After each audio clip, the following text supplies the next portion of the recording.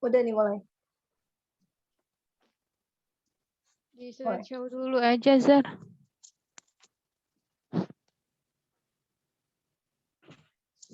Iya, kekecilan aja.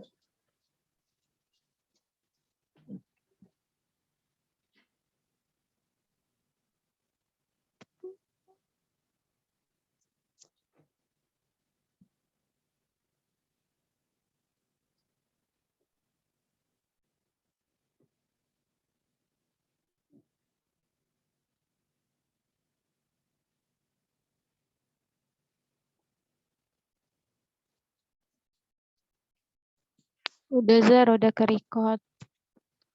Tapi di slideshow dulu.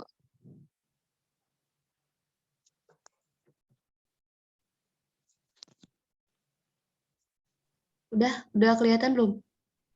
Udah, tapi masih kecil, belum di slideshow. Oh, belum.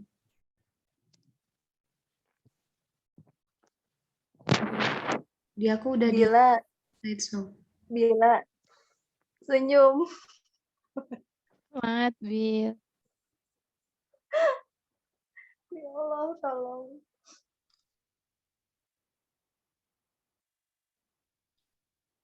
Masih kecil, Belum. Jar.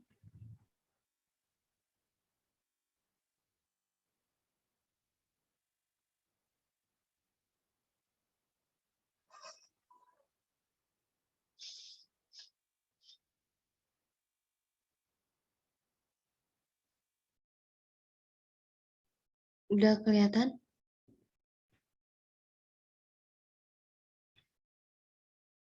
Mulai ya, guys. Bismillahirrahmanirrahim. Assalamualaikum warahmatullahi wabarakatuh. Selamat malam yang terhormat Bu Dr. Anda Zikri Neni Iska, MPSI, selaku dosen pengampu mata kuliah bimbingan dan konseling, dan teman-teman yang saya sayangi dan saya banggakan. Pertama-tama, marilah kita panjatkan puji dan syukur kehadirat Allah Subhanahu wa Ta'ala karena telah memberikan kesehatan dan keselamatan sehingga kita dapat berkumpul pada malam hari ini di ruang Zoom.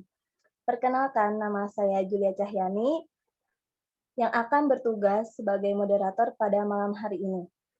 Adapun anggota kelompok saya, yang pertama itu ada ketua kelompok yang bernama Zara Andina Makbulah.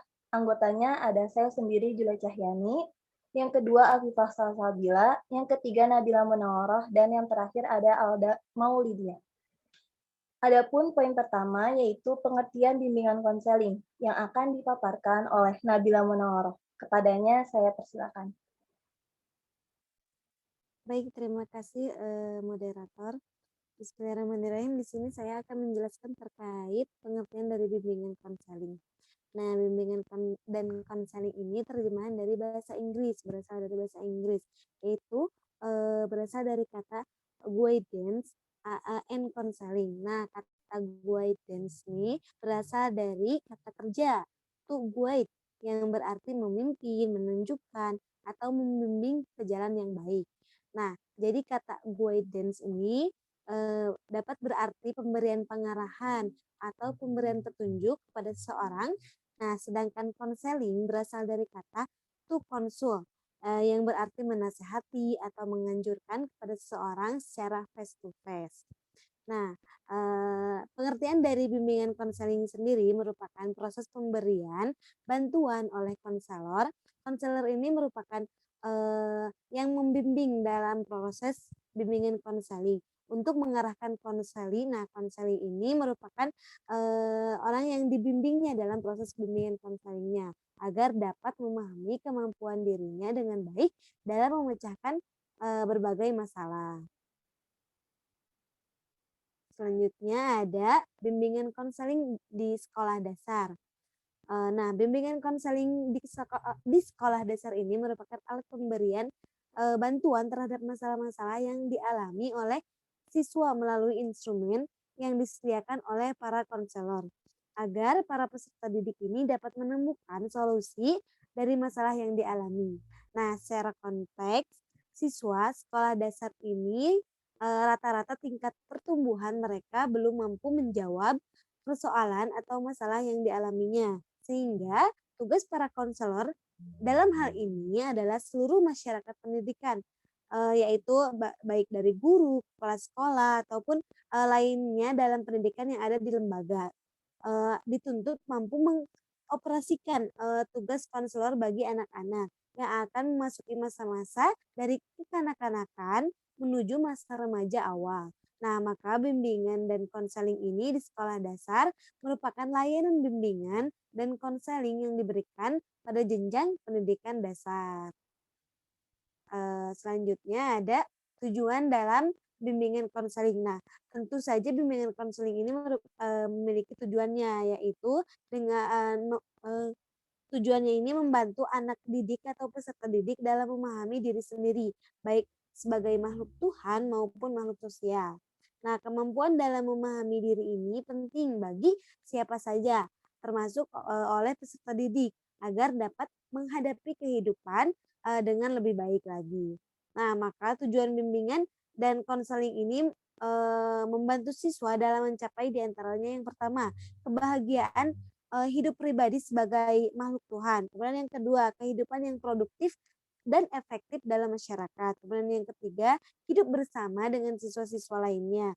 Kemudian yang keempat, harmoni antara cita-cita mereka dengan kemampuan yang dimilikinya. Nah, jadi dengan adanya bimbingan konseling ini, tujuan-tujuannya itu akan tercapai.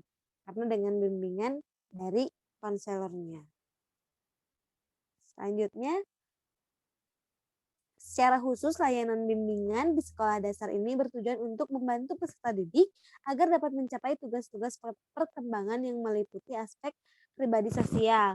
Nah, pendidikan dan karir sesuai dengan tuntutan lingkungannya. Nah, dalam aspek perkembangan pribadi sosial, layanan bimbingan membantu peserta didik agar dapat, di antara yang pertama, memiliki pemahaman diri. Kemudian yang kedua, mengembangkan sikap positif. Dan yang ketiga, membuat pilihan kegiatan secara baik atau secara sehat. Kemudian yang keempat, mampu menghargai orang lain. Kemudian yang kelima, memiliki rasa tanggung jawab. Dan yang keenam, menyelesaikan suatu permasalahan. Nah, poin-poin ini merupakan tujuan bagi agar dapat membantu peserta didik dalam menyelesaikan di bidang bimbingan konseling. Nah, selanjutnya saya serahkan kembali kepada moderator. Terima kasih. Baik, terima kasih Nabila Munawwaroh. Selanjutnya, poin yang kedua ada tahapan bimbingan konseling yang akan dipaparkan oleh Alda Maulidia. Kepadanya saya persilakan. Terima kasih kepada moderator. Selanjutnya yaitu ada tahapan bimbingan konseling. Yaitu ada 5 tahapan. Yang pertama, mengidentifikasi masalah. Nah, dalam langkah ini, hal yang harus diperhatikan oleh seorang guru atau konselor adalah mengenal gejala-gejala awal dari suatu masalah yang sedang dihadapi oleh peserta didik. Yang kedua, melakukan diagnosis. Pada langkah diagnosis ini adalah menetapkan masalah tersebut berdasarkan analisis latar belakang yang menjadi penyebab timbulnya masalah pada diri peserta didik. Yang ketiga, yaitu menetapkan prognosis. Nah, pada tahap ini seorang guru bimbingan dan konseling menetapkan alternatif tindakan bantuan yang akan diberikan kepada peserta didik. Yang keempat, pemberian bantuan. Langkah penting dalam pelayanan bimbingan dan konseling kepada peserta didik setelah menetapkan prognosis adalah yaitu merealisasikan langkah-langkah alternatif bentuk bantuan berdasarkan masalah dan latar belakang yang menjadi penyebabnya. Dan yang terakhir yaitu adanya evaluasi dan tindak lanjut.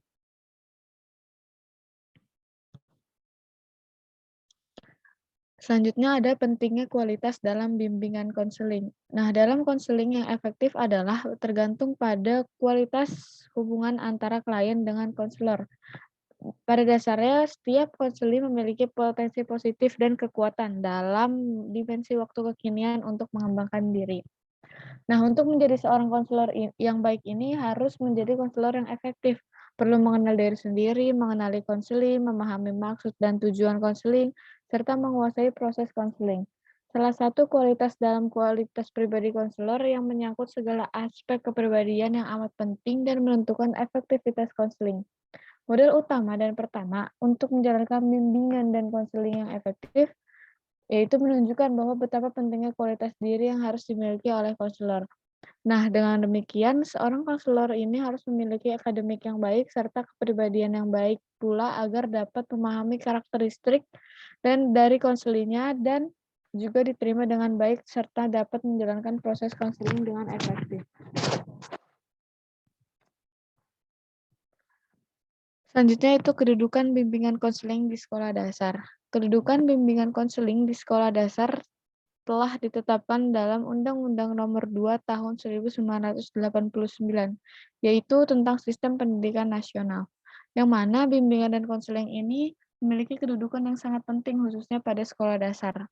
Sebagaimana yang telah ditetapkan dalam pasal 25 Peraturan Pemerintah bahwa bimbingan yaitu sebagai upaya pelayanan yang diberikan oleh guru pembimbing baik guru kelas maupun guru BK yang akan membantu peserta didik untuk menemukan pribadi mereka, memahami lingkungan yang mereka tinggali, dan rencana masa depan mereka. Nah, secara lebih spesifik, bimbingan dan konseling adalah pelayanan bantuan untuk peserta didik baik secara perorangan maupun kelompok agar mampu berkembang secara optimal dalam bidang bimbingan pribadi, bimbingan sosial, bimbingan belajar, dan bimbingan karir melalui berbagai jenis layanan dan kegiatan pendukung berdasarkan norma-norma yang berlaku. Baik, saya serahkan kepada moderator. Baik, terima kasih Alda Maulidia. Selanjutnya poin yang ketiga akan saya bacakan, peran guru dalam bimbingan konseling. Kedudukan guru bimbingan serta konseling dalam meningkatkan motivasi belajar peserta didik di masa COVID-19. Maka guru BK selaku konselor sekalian informator, motivator, direktor, serta transmitter bertugas untuk meningkatkan kemampuan serta mendirikan konseling dalam pengambilan keputusan serta opsi untuk mewujudkan kehidupan yang produktif, sejahtera, serta hirau kemaslahatan secara universal. Kedudukan guru bimbingan dan konseling dalam tingkatkan motivasi belajar ialah dapat dilakukan dengan adanya layanan data, serta terdapat pada layanan dengan tata cara home visit.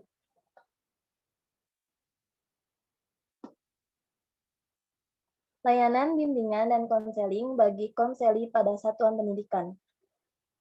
Memiliki fungsi yang pertama, pemahaman diri dan lingkungan. Yang kedua, fasilitasi pertumbuhan dan perkembangan. Yang ketiga, penyesuaian diri dengan diri sendiri dan lingkungan. Yang keempat, penyaluran pilihan pendidikan, pekerjaan, dan karir. Yang kelima, pencegahan timbulnya masalah. Yang keenam, perbaikan dan penyembuhan. Yang ketujuh, pemeliharaan kondisi pribadi dan situasi yang kondusif untuk perkembangan diri konseli. Yang kedelapan, pengembangan potensi optimal. Yang kesembilan, advokasi diri terhadap perlakuan diskriminatif. Dan yang terakhir, yang ke-10, membangun adaptasi pendidik dan tenaga kependidikan terhadap program dan aktivitas pendidikan sesuai dengan latar belakang pendidikan, bakat, minat, maupun kecepatan belajar dan kebutuhan konseli. Selanjutnya ada evaluasi bimbingan konseling. Evaluasi program bimbingan adalah upaya dalam meningkatkan mutu program bimbingan melalui penilaian efisiensi dan efektivitas pelayanan bimbingan itu sendiri, dan membantu menentukan keputusan tentang program konseling yang akan dilakukan. Hasil evaluasi akan memberikan manfaat dalam pelaksanaan program bimbingan dan konseling selanjutnya. Poin yang keempat ada media bimbingan dan konseling yang akan dipaparkan oleh Afifah Salsabila. Kepadanya saya persilakan. Baik, terima kasih kepada moderator. Di sini saya akan menjelaskan tentang media bimbingan dan konseling. Media dalam bimbingan dan konseling ini adalah segala sesuatu yang digunakan untuk menyalurkan pesan bimbingan dan konseling yang dapat merangsang pikiran, perasaan, perhatian, dan kemampuan peserta didik untuk memahami diri, mengarahkan diri, mengambil keputusan untuk memecahkan masalah yang sedang dihadapi. Media yang cocok atau memiliki karakter sesuai dengan bidang bimbingan dan konseling adalah media yang diklasifikasikan yang meliputi media berbasis manusia, media berbasis cetak, media berbasis visual, media berbasis audiovisual, dan media berbasis komputer. Next. Bimbingan dan konseling Islam. Bimbingan dan konseling dalam Islam adalah bagian dari teknik bimbingan yang berfokus kepada praktik nasihat yang diberikan kepada anak. Memberikan nasihat kepada anak dimaksudkan supaya anak dalam perkembangannya tetap berada di jalan yang benar atau berada dalam lingkungan kondusif dalam menanamkan nilai-nilai kebaikan, kebenaran, keadilan, kesucian, dan kemuliaan. Dalam Islam, bimbingan dan konseling berbasis kepada tauhid dengan menempatkan bahwa bimbingan dan konseling merupakan bagian dari pendidikan akidah Islam. Namun, praktik bimbingan dan konseling Islam masih mengalami proses perkembangan dengan mengembangkan model bimbingan dan konseling berbasis yang menggunakan pendekatan psikologi Islam. Karena dalam Islam, sejatinya jiwa manusia diyakini terus mengalami perkembangan menuju nafsu mutmainnah atau jiwa yang tentram. Sekian dari saya kembalikan lagi kepada moderator. Terima kasih. Baik, terima kasih Afifah Salsabila. Selanjutnya, poin yang terakhir ada peran media dalam layanan bimbingan dan konseling Islam di sekolah yang akan dipaparkan oleh Zara Andina Makbulah. Kepadanya saya persilakan. Baik, terima kasih moderator. Untuk selanjutnya itu peran media dalam layanan bimbingan dan konseling Islam di sekolah. Nah, layanan bimbingan konseling Islam terhadap media yaitu sebagai fasilitas komunikasi yang berperan sebagai perantara pesan yang dikirim oleh pengirim kepada penerima pesan dengan bermacam khasiatnya yang sangat besar, yaitu dalam suatu aplikasi di bidang pembelajaran tercantum dalam bimbingan konseling Islam, peran media dalam layanan bimbingan konseling Islam di sekolah, bahwasannya dalam pemakaian media tersebut pada bimbingan konseling Islam sangat diperlukan, sebab media bisa memperjelas saat melakukan adanya penyajian pesan serta data sehingga dapat memperlancar serta meningkatkan proses serta hasil belajar dan tidak sangat bertabiat secara verbalistik.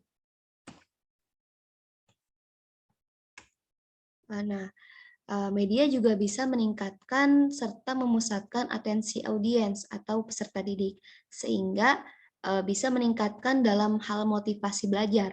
Nah, tidak hanya itu, media juga bisa membagikan kesamaan dengan anggapan serta pengalaman kepada peserta didik tentang peristiwa di lingkungannya.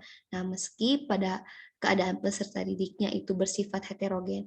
Nah, kedudukan media ini tidak hanya sebatas pada pemakaian alat media semata, namun juga bisa difungsikan sebagai satu kesatuan program bimbingan konseling Islam di sekolah. Selanjutnya terdapat bimbingan dan konseling dalam keluarga. Nah, yang dimaksud dengan konseling keluarga tersebut adalah metode yang dirancang dan difokuskan pada masalah-masalah keluarga dalam usaha untuk membantu memecahkan masalah pribadi individu. Nah, masalah ini pada dasarnya bersifat pribadi karena itu dialami oleh individu itu sendiri. Namun, konselor menganggap bahwa permasalahan yang dialami seseorang itu tidak semata disebabkan oleh dirinya sendiri, melainkan dipengaruhi oleh diri tadi kan konselor menganggap bahwa permasalahan yang dialami itu tidak semata disebabkan oleh dirinya sendiri, nah melainkan dipengaruhi oleh sistem yang terdapat dalam keluarga mereka, sehingga keluarga itu diharapkan ikut serta dalam menggali dan menyelesaikan masalahnya. Dengan melibatkan anggota keluarga itu dalam bimbingan konseling, hal ini akan menanamkan rasa tanggung jawab kepada setiap anggota keluarga itu sendiri untuk memecahkan masalah bersama. Nah, kemudian upaya untuk mewujudkan kehidupan bahagia dalam lingkungan keluarga.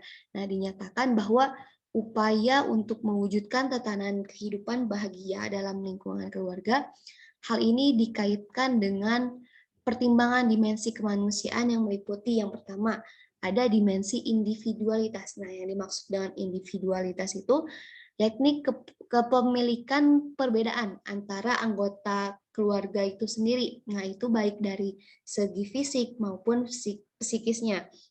Nah, kemudian yang kedua ada dimensi sosialitas.